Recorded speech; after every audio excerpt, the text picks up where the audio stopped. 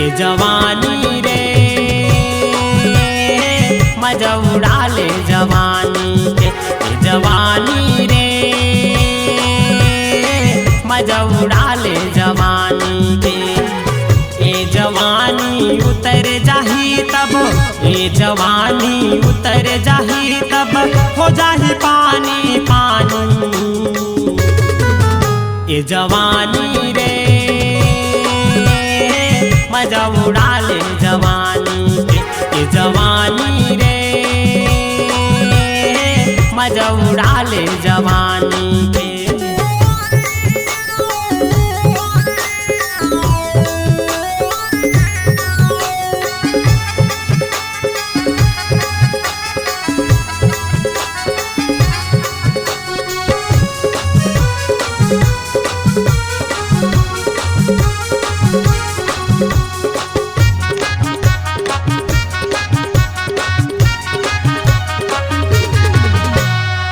अगल बगल पाछू बंडी कटाते, लाली गुलाली सादा रंगी लगाते, लाली गुलाली सादा रंगी लगाते।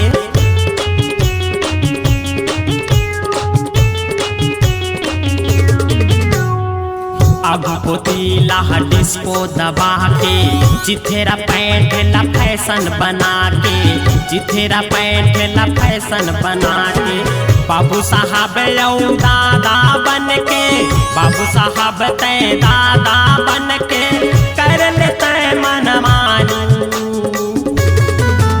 ये जवानी रे मजा उड़ा ले जवानी के, ये जवानी रे मजा उड़ा ले जवानी के।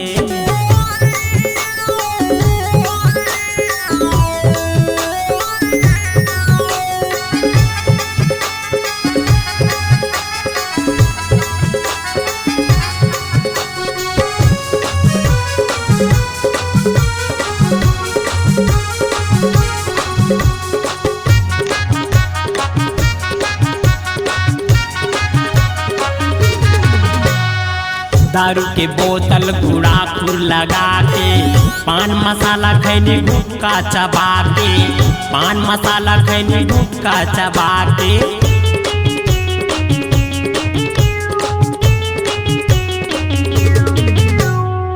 बीड़ी सिगरेट गांजा धुआं उड़ा के, गाड़ी मोबाइल टिकटॉक फेसबुक चला के, गाड़ी मोबाइल टिकटॉक फेसबुक चला के। खुल्लम खुल्ला दुनिया मजीले, खुल्लम खुल्ला दुनिया मजीले, मिले है मस्त जवानी।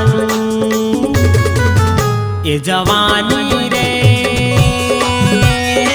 मजा उड़ा ले जवानी के, ये जवानी रे मजा उड़ा ले जवानी के। ये जवानी उतर जाही तब, ये जवानी उतर जाही तब हो जाही पानी पानी। ये जवानी रे